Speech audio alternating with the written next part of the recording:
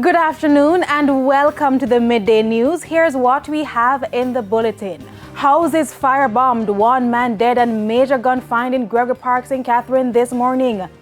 Elderly missing woman found dead in bushes in St. Mary.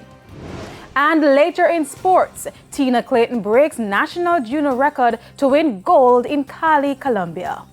I'm Kalisha Williams and we'll have the details right after this break.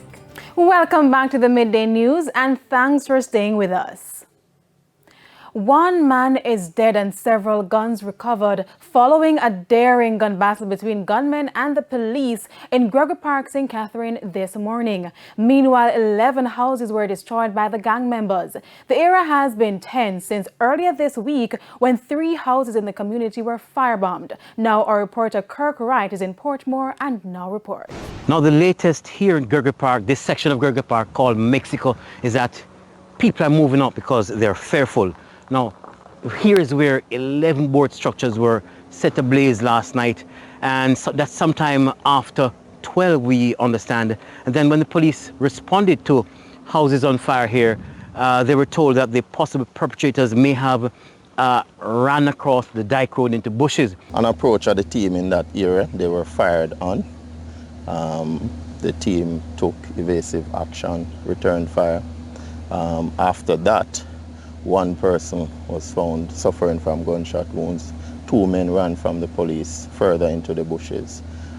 Search of the area, they found 1 M16 rifle, 2 shotguns, 1 AK-47 rifle, 1 Taurus pistol.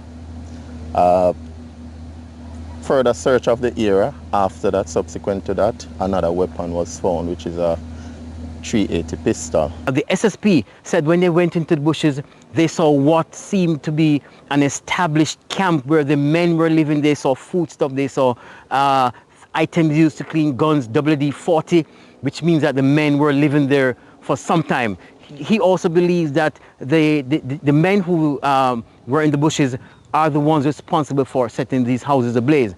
The SSP, however, called on other entities, social entities, to get involved in the fight of crime. He wants the Dyke Road to be bushed because he says it's not safe, it's not late at night, and he says that the police will be keeping up the fight to make sure that Gregory Park is safe.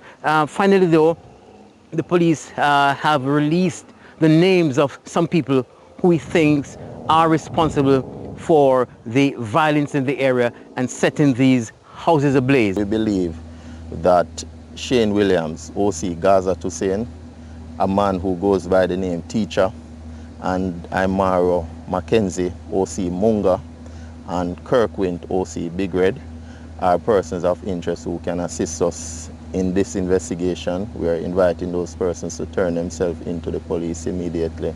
Kirk right here in Gregory Park for TVJ News. Thank you, Kirk. The St. Mary police are trying to find out the circumstances surrounding the death of a woman in Jacks River in the parish.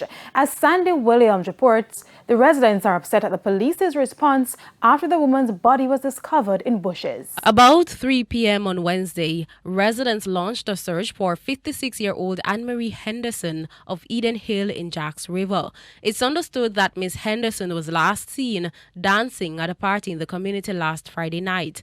Clinging to hope, the residents combed through bushes in sections of the community. Though successful with their find, they were left disappointed. Miss Henderson was found dead and clad in only her underwear. Her wig was found close by.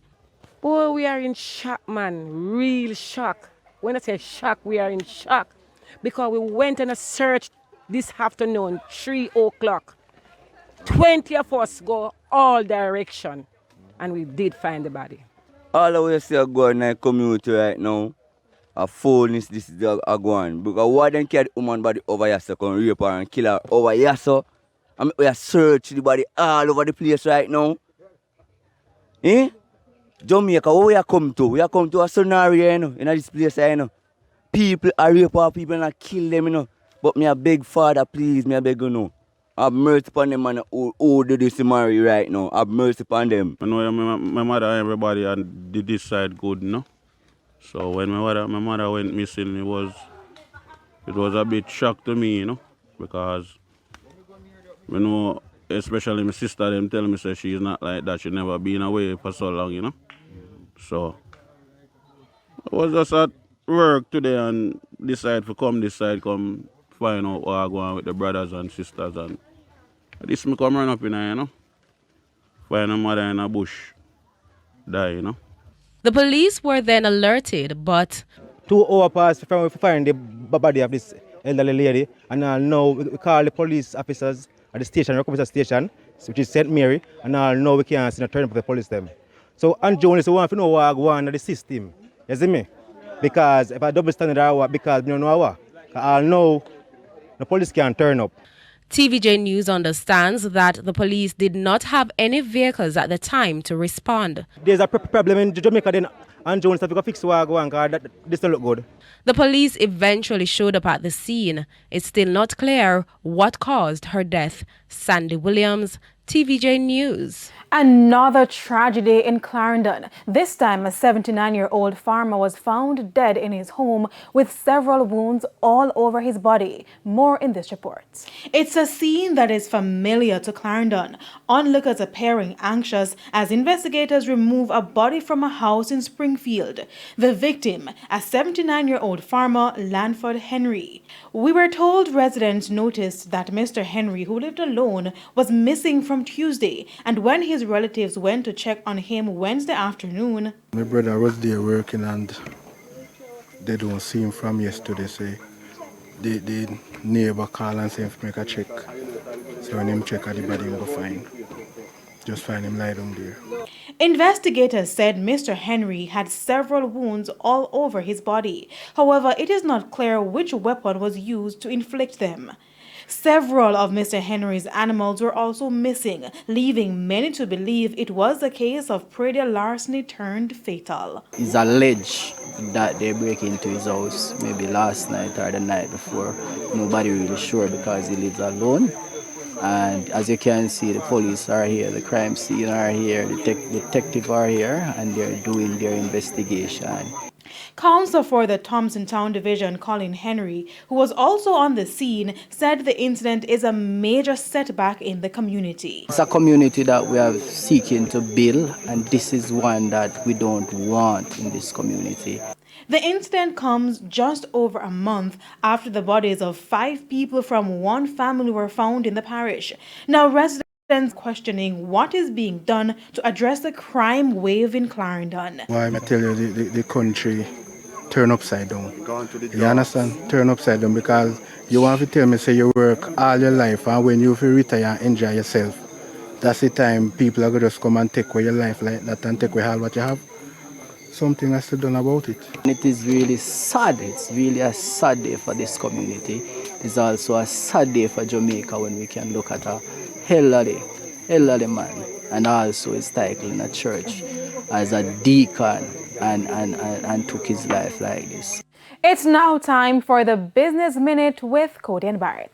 In the financial world, the Caribbean Assurance Brokers (CAB) is back in the safe zone for the 3 months up to June 2022, having spun from losses of $13 million to profit of $2.6 million. Revenue also rose 13 cents year on year to $91.5 million. For the quarter under review, business was largely upheld by a sizable paydown of CAB's existing mortgage loan, as well as a reduction of interest expense on lease liability, which brought finance-related charges for the quarter down by more than $500,000 or 34%. The company said the increase in revenue was primarily driven by new business from both existing and new clients in the local market. And in business internationally, the U.S. trade deficit shrank more than expected in June. Data from the Bureau of Economic Analysis on Thursday showed the trade deficit fell by 6.2% during the month to $79.6 billion, adding to the 1.3% decline seen in May. Goods and services exports rose 1.7%, touching a fresh record, while imports contracted by 0.3%. And that's it for the Business Minute. I'm Cody Ann Barrett. And it's time now for the top regional and international stories with Sandy Williams. In regional news, a British court has convicted a naturalized St. Vincent and the Grenadines national, Dave Ames, in connection with a £226 million fraud. Ames, the British-born former chairman of Harlequin, the company that owned the former Bookerman's Bay Resort on St. Vincent and the Grenadines, will be sentenced in September. The Serious Fraud Office SFO successfully convicted Ames, who was behind the fraud involving celebrity-endorsed luxury resorts in the Caribbean, including Bookerman's Bay Resort, according to a press release. An SFO investigation uncovered how Ames deceived over 8,000 United Kingdom investors in the Harlequin Group, a hotel and resorts development venture. The statement said victims were led to believe they had a secure investment in property, whereas in reality, Harlequin Group was never operating as promised. The SFO said Ames was found guilty on 2 counts of fraud by abuse of position. On the international scene, former Puerto Rico Governor Wanda Vázquez was arrested Thursday in the U.S. territory on corruption charges, marking the first time that a former leader of the island faces federal charges. According to an official who was not authorized to talk about the federal case, 2 other unidentified people were arrested along with her. A spokesman for Vázquez said he did not have an immediate comment. In mid-May, Vázquez's attorney told reporters that he and his client were preparing for possible charges as the former governor at the time denied any wrongdoing. Vázquez was the second woman to serve as Puerto Rico's governor. And those were the top regional and international stories. I'm Sandy Williams. And we now head to a quick break. When we come back, we'll have your midday sports report. Renardo Brown is here on standby.